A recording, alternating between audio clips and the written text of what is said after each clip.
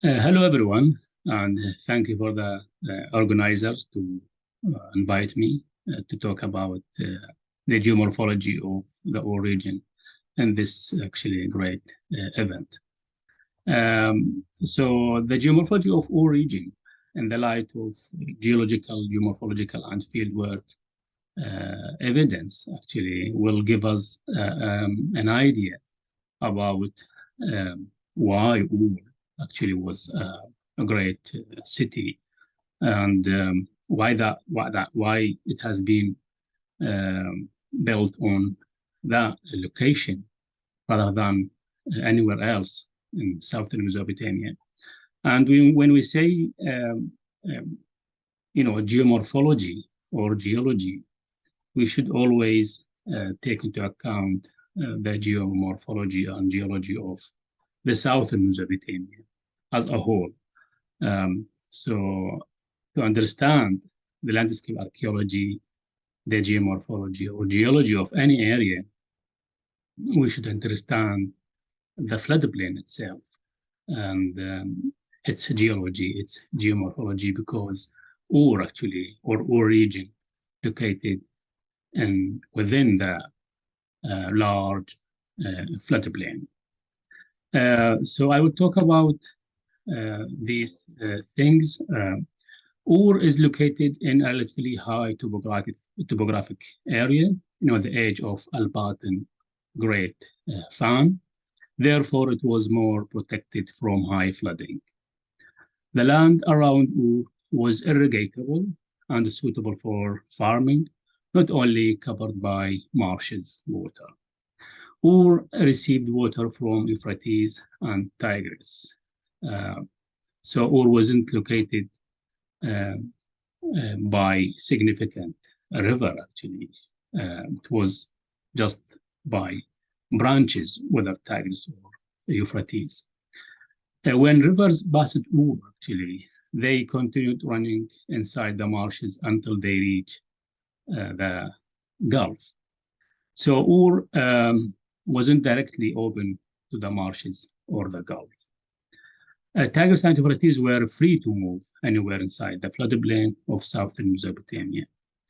Marshes can be found anywhere inside the floodplain of southern Mesopotamia, not only in the southern part of the near, or near the Gulf. So these main points, actually, I will discuss them during my talk. So as for the marshes, actually, we have the floodplain started from, let's say, southern of Samarra, north of Baghdad, and then ended up in the Gulf. So between Samarra and the Gulf, let's say Basra, we have the floodplain, and Tigris and Euphrates actually running within the floodplain, the basin. So as long as we have rivers running in a flat area, then formation of marshes is something normal, actually, whether it's in the south, in the west, the east, or in the north of the southern Mesopotamia, the floodplain. So sometimes people actually say we have marshes in the southern of the floodplain. Actually, we can have marsh everywhere. So whenever we have marshes, whenever we have rivers and the floodplain, it's a suitable environment to build a city. So I will give you some example actually about existing of the marshes everywhere in southern Mesopotamia. So, for example, this Islamic historical text dated back to 700 AD, and as you can see, Tigris and Euphrates here, it has been written there. Marshes actually can be found, near Baghdad, near Fallujah, close to Babylon, close to Wasat, and of course Nasriya and Basra. It's written in Arabic, but of course I can translate that. So this is an evidence during the, let's say, Islamic period, marshes actually being reported close to, Baghdad and middle of Iraq and the south. The other evidence actually is that we have, this map, was made in the 1860 by the British Army in that time. So the marshes, actually, you can see them close to Baghdad and Karbala, Najaf, Kut. This is the middle, let's say, of Iraq. And you can see marshes actually everywhere there. So you see the argument when I say we have marshes everywhere, because the floodplain actually can contain marshes everywhere. So we mentioned the Islamic historical text and that one as an evidence. And also we have another evidence actually, which is Corona satellite image in 1968, for example. So the current location of the marshes of southern Iraq were from the Sasanian period onward. The Sasanian carried out many large irrigation and agricultural projects that shaped the marshes of southern Mesopotamia.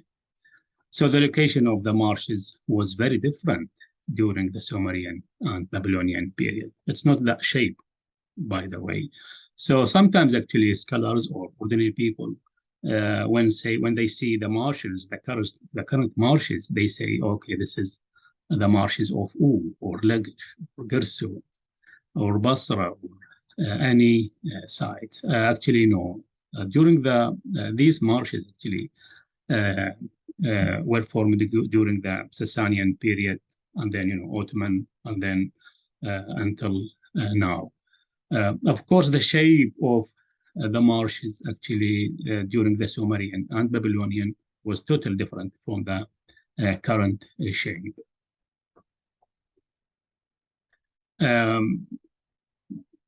Geological evidence is really important in this argument.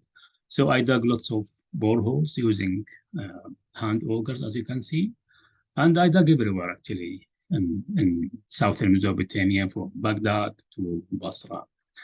So whenever I dug borehole, I found marsh sediment and then river sediment. And as you can see in this photo, you can see the marsh sediment, which is gray or darker than the river sediment.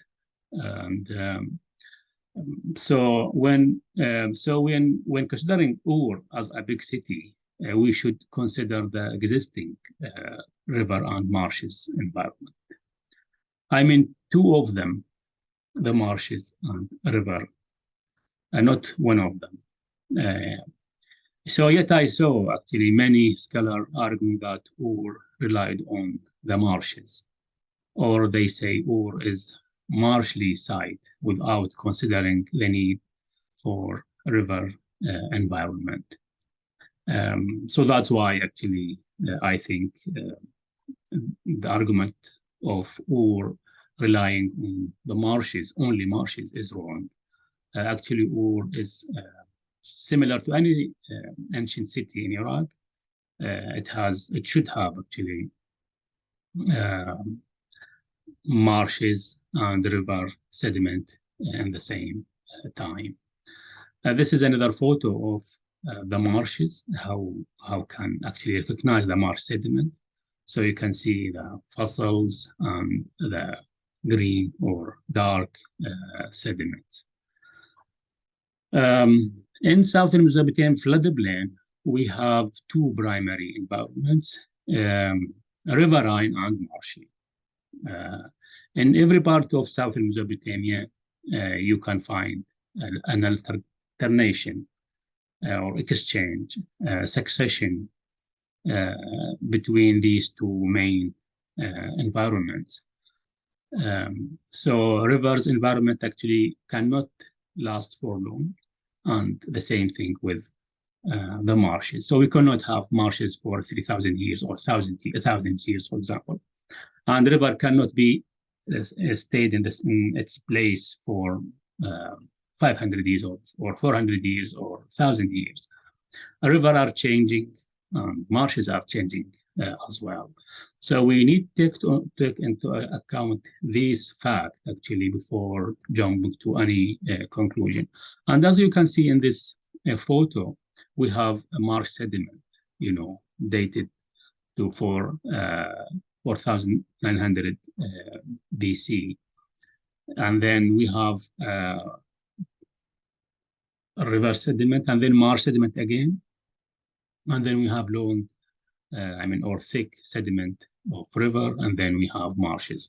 So it's like, some exchange between marsh sediment and river sediment. So Ur, let's say, which is our subject today, Ur should have marsh, of course, and then should have a river, should have both of them, because, this is the nature of southern Mesopotamia. So as I mentioned, this is the southern Mesopotamia. It looks like a basin, lowland between Zagros and the Arabian Plateau. And Tigris and Euphrates actually were free to move anywhere inside the floodplain. So we don't have, let's say, this is Euphrates region, and that one is Tigris region, because Tigris can be found anywhere in the floodplain, and of course, Euphrates can be found anywhere in the floodplain. So sometimes they are mixed actually and forming one river, and sometimes they're separated. And of course, the discharge, the ability to carry sediments, the speed, even the chemistry of water actually are different between Tigris and Euphrates. So that's why actually in each site in southern Mesopotamia, we should be careful when we say this was Tigris or that one was Euphrates. We should do more geological analysis for the sediment to prove that one is actually 100% was Tigris and that one was Euphrates. So Ur actually was able to receive water from both of these two rivers. And rivers can be found everywhere. And here is, as you can see above, we have sites everywhere in southern Mesopotamia, and each site actually was built by a river. Close to a river. So canals, rivers, canals were everywhere in the floodplain because it's relatively flat area, and the gradient is also good and stable for these rivers, and that's why we have it easy actually for rivers to be anywhere, and it's also easy for people to dig canals actually to irrigate any area in southern Mesopotamia. And you can see the location of Ur in this map.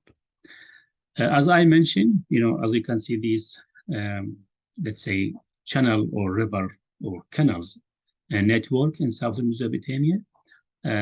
So it's maybe, let's say, there is no area that was empty from Tigris or Euphrates or their branches. Yeah, so water actually can overflow river banks in the floodplain, as I mentioned, and some overflows can lead to form marshes. So in southern Mesopotamia, one of the requirements of the city to thrive, is to have two things in the same time, let's say. So city needs rivers and of course needs large marshes. Why? Because, you know, marshes can provide something, and the river can provide another thing, actually.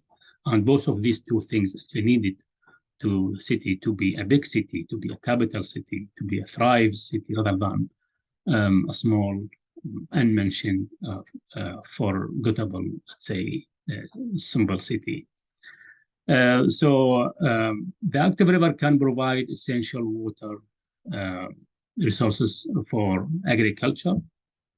So people can grow wheat, barley, and other vegetable and fruits, and raise sheep, cows, and other livestock. So these actually can be provided by river environment. In contrast, the marshes can provide the city with reeds, papyrus, and rice, and also with fish, pigs, water buffalo, and other wild animals. So you can see the differences of resources that can be get from these different environments. So that's why most of the cities, big cities in southern Mesopotamia, were located close to marshes and river at the same time. So maybe we don't have actually a city that relied on only rivers. And at the same time, we don't have city that relied only on marshes. Marshes itself, or marshes only, cannot actually build a big city. River only can, maybe, but mostly cannot build a big city without marshes. People actually need reeds, need papyrus, needs water buffalo, need lots of resources that can only be provided by marshes. And of course, rivers actually, people cannot thrive without rivers and farming, palm trees, wheat, barley, and others. So that's why this is the unique things of Southern Mesopotamia when we have river and we have marshes. Ur actually was located in an area where marsh is actually accessible, and of course river were accessible. So Ur can actually use both of these two resources to thrive. So again, Ur wasn't actually only a marshland city. It's a normal city in southern Mesopotamia that has a river and marsh environment. So as I mentioned, the location of Ur is a key. And as you can see in this slide, actually, you know, the topography of Ur region. And as you can see, we have the Al-Batin fan here, and Ur is located in this area.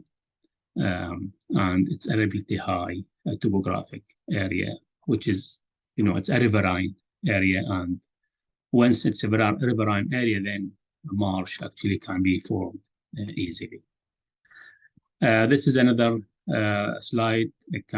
You can see actually the landscape archaeology of our region here, and the riverine environment during that time actually can reach the Gulf.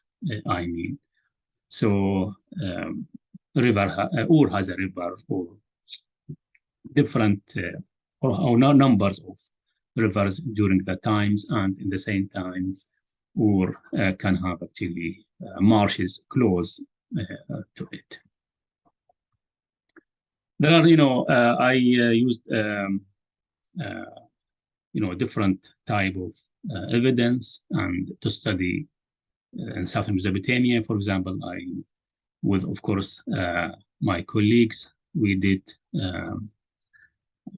you know, a geoarchaeological study about Uruk region, and we found the same argument was right. I mean, we have a river and marshes close to Uruk. So that's why actually Ur, during my study, actually also, you know, was close to marshes and river in the same time. Thank you very much, and I'm happy for any question. You got my email, my Twitter, my Facebook, and I'm happy for any discussion. Thank you very much.